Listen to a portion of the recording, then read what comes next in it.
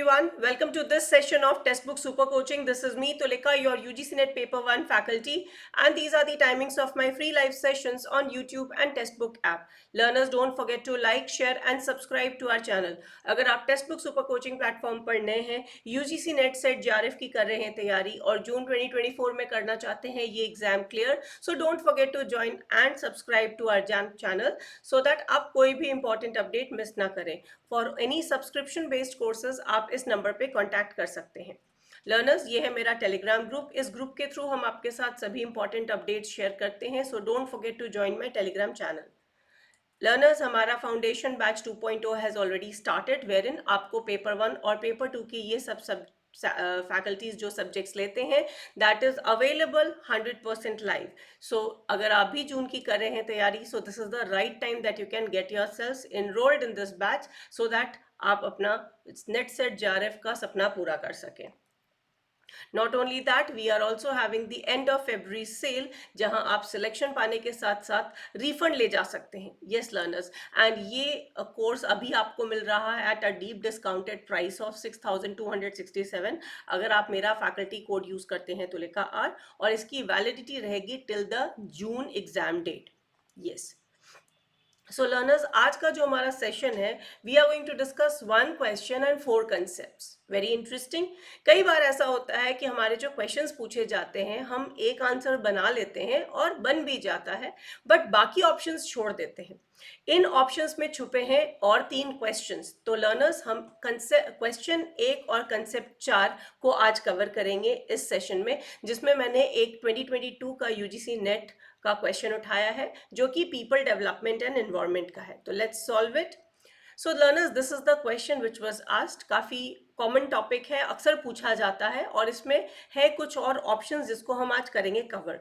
सो question था, the Kigali agreement was an amendment to which of the following international conventions aimed at conserving the ozone layer from harmful substances. So Kigali समझौता निम्नलिखित अंतरराष्ट्रीय सम्मेलनों में से किसके लिए एक संशोधन था जिसका उद्देश्य हानिकारक पदार्थों से ओजोन परत का संरक्षण करना था.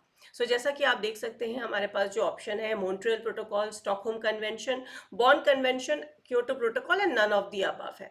सो जैसा कि हम पढ़ चुके हैं कि किगाली अग्रीमेंट के बारे में, जो कि एक अमेंडमेंट होके आया था, तो किस चीज को प्रोटेक्ट करने की बात कही गई थी. तो ये हम जानते हैं कि ओजोन लेयर को प्रोटेक्ट करने की बात की थी, राइट. और जैसे ही ओजोन लेयर को प्रोटेक्ट करने की बात होती है, चाहे वो हाइड्रोक्लोरोफ्लोरोकार्बन से हो, क्लोरोफ्लोरोकार्बन से हो, तो सबसे पहला जो हमारा ऑप्शन जाता है वो होता है मॉन्ट्रियल प्रोटोकॉल.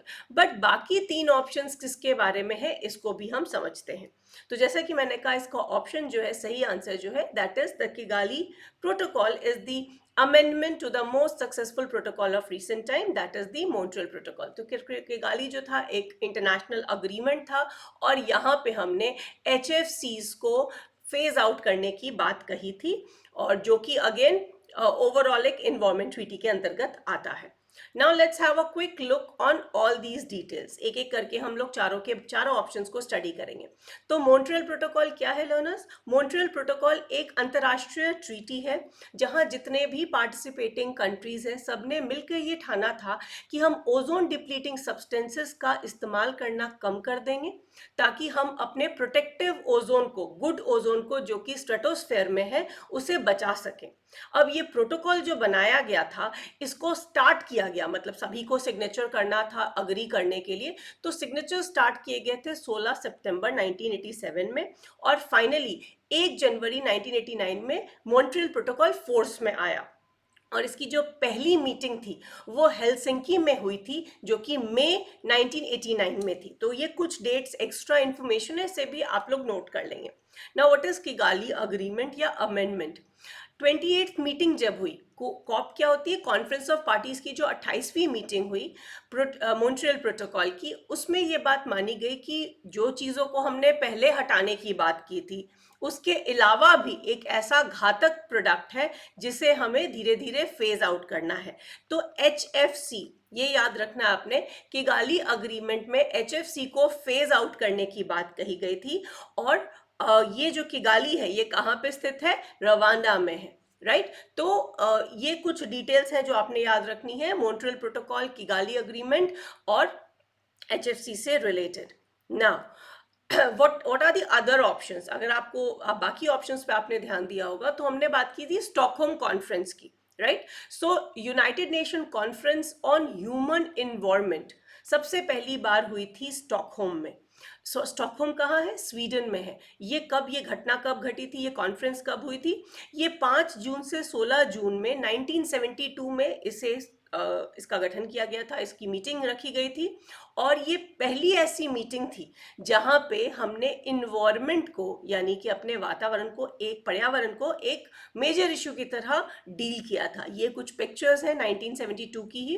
तो करीब 122 कंट्रीज ने इसे अटेंड किया था और जितने भी लोगों ने पार्टिसिपेट किया था उन्होंने कुछ सिद्धांतों को अडॉप्ट किया और इसी में आया, बन के निकला हमारा स्टॉकहोम का डिक्लेरेशन, जिसमें इस बारे में बात की गई कि हमारा क्या होगा एक्शन प्लान जिससे हम ह्यूमन इन्वायरमेंट को, पर्यावरण को बचा सकेंगे। The United Nation Environment Programme, UNEP का तो आप लोग नाम सुनते ही रहते हैं ऑफ एंड ऑन। तो यूनाइटेड नेशन इन्वायरमेंट प्रोग्राम भी इसी स्टॉकहोम कॉन्फ्रेंस का एज अ रिजल्ट क्रिएट किया गया था। तो ये जो कॉन्फ्रेंस हुई थी, United nation conference on human environment, जो स्टॉकहोम स्वीडन में हुई थी, इसका रिजल्ट था UNEP। तो ये भी पॉइंट आपने याद रखना है। साथ साथ अगर हम ये देखें कि इंडिया का स्टैंड कब आया इन्वायरमेंट को रिलेट करके, और स्टॉकहोम कॉन्फ्रेंस को कब उन्होंने, स्टॉकहोम कन्वेंशन को कब उन्होंने रैटिफाई किया? So it was ratified in the year 2006। और अभी स्टॉकहोम कन्वेंशन की अगर हम ओवरऑल बात करें तो एक ये ग्लोबल ट्रीटी बन गई है जिसका पूरा फोकस है हेल्थ पर, कि किस तरह से हम ह्यूमन हेल्थ को बचा सके, इन्वायरमेंट को बचा सके। और जो अभी सबसे ज्यादा बर्निंग इशू है वो है परसिस्टेंट ऑर्गेनिक पोल्यूटेंट्स का, राइट।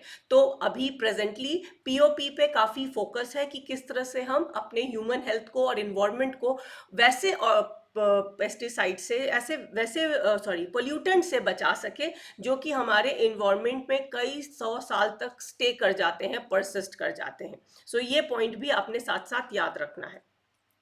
नेक्स्ट ऑप्शन था क्योटो प्रोटोकॉल के बारे में। तो क्योटो प्रोटोकॉल कब, इसके साथ कुछ डेट्स हैं जो कि इंपॉर्टेंट है, आपको याद रखना है। सबसे पहले तो क्योटो प्रोटोकॉल किसके बारे में बात करता है? ग्लोबल वार्मिंग को कम करने की बात करता है। और यहाँ पे कंसेप्ट आ जाता है ग्रीन हाउस गैसेस का।